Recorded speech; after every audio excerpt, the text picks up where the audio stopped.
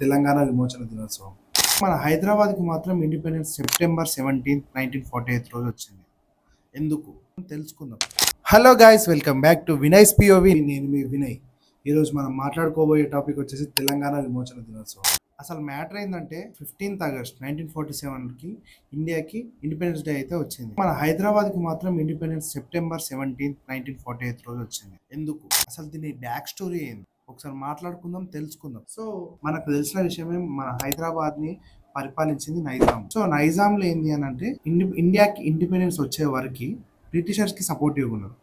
ఇండియాకి ఇండిపెండెన్స్ వచ్చిన తర్వాత ఇండియాలో మేము కలవము, పాకిస్తాన్ లో కలవము, మాది మేము ఓన్ కంట్రీగా పరిపాలించుకుంటాము అని చెప్పేసి అప్పటి నవాబ్, అప్పుడు హైదరాబాద్ ని పరిపాలిస్తున్న రాజు ఉస్మాన్ అలీ ఖాన్ అయితే చెప్పేసి. కానీ మన హైదరాబాద్ ప్రజలకు మాత్రం ఇండియాలో కలవాలని ఉండే. ఈ నిజాం రాజులను సపోర్టివ్ గా తీసుకొని రజాకారులు ఊర్లలో పడి ప్రజల మీద దాడులు చేసుకుంటా, చంపుకుంటా దౌర్జన్యాలు అయితే చేస్తున్నారు. ఇక ఈ రజాకారులు ఇంత అన్యాయం చేసిన తర్వాత కూడా మన తెలంగాణ యువకులు గమ్మునుంటారంటే కాదు. తెలంగాణ యువకులు ఏం చేసిరంటే సాయుధ పోరాటం స్టార్ట్ చేసిర్రు అన్నట్టు. స్టార్ట్ చేసిర్రు, వాళ్ళ మీద తిరుగుబాటు చేసిర్రు, కానీ తెలంగాణ యువకులతో కాలేదు. ఈ బ్రిటిషర్స్ 1947కి ఇండిపెండెన్స్ ఇచ్చిన తర్వాత కూడా ఈ రజాకారులు అనే వాళ్ళు మన తెలంగాణ మీద అన్యాయాలు అరాచకాలు చేస్తూనే ఉన్నారు. వీళ్ళు ఆపుతలేరు.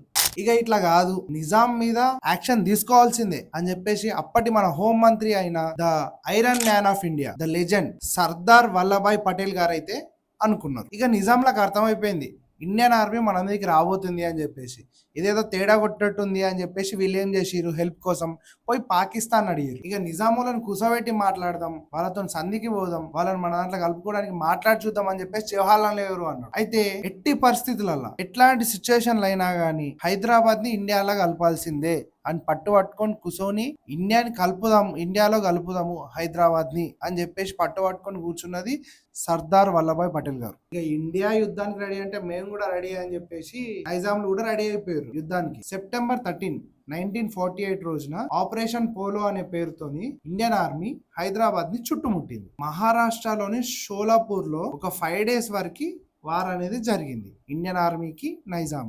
సెప్టెంబర్ 17 ఇక మాతో కాదు, మేము బేర్ చేయలేము, మేము ఇచ్చేస్తాం, మేము లొంగిపోతున్నాం, హైదరాబాద్ ని ఇండియాలో కలిపేస్తాం అని చెప్పేసి నిజాం రాజు లొంగిపోయాడు. So as a result of that September 17, 1948 రోజున ఇండియాలో హైదరాబాద్ కలిసిపోయింది. సో ఆ రోజు నుంచి మనం విమోచన దినోత్సవం అనేది జరుపుకుంటున్నాం. And moreover Aurangabad, Parbhani, Nanded ఇవి మహారాష్ట్రలో కలిసిపోయినాయి. అండ్ గుల్బర్గా, బీదర్, రాయచూర్ అయితే కర్ణాటకలో కలిసిపోయినాయి. అండ్ మిగిలిన వాటితో హైదరాబాద్ ని సపరేట్ స్టేట్ గా ఫామ్ చేశారు. అండ్ 1956 లో హైదరాబాద్ ని ఆంధ్ర రాష్ట్రంలో కలిపేసారు. అండ్ దాని తర్వాత మనకు జరిగింది తెలిసిందే, 2014 జూన్ 2న మళ్ళీ సపరేట్ తెలంగాణ స్టేట్ గా ఫామ్ అయింది. అండ్ మనకి విమోచన రావడానికి, రజాకార్ల నుంచి మనకి ఫ్రీడమ్ రావడానికి కారణం ఒకే ఒకరు, the legendary great Sardar Vallabhbhai Patel garu. You will be remind in our hearts. And ఈ చరిత్ర తెలియని వాళ్ళకైతే తెలియజెప్పుదాం. అండ్ ఇట్లాంటి కంటెంట్ ఇంకా మోర్ ఎక్కువ చూడాలి అనుకుంటే మాత్రం మన పేజ్ ని అయితే ఫాలో చేయండి, సబ్స్క్రైబ్ చేయండి, అండ్ లైక్, షేర్ అయితే చేసేయండి. నేను మీ వినయ్, సైనింగ్ ఆఫ్.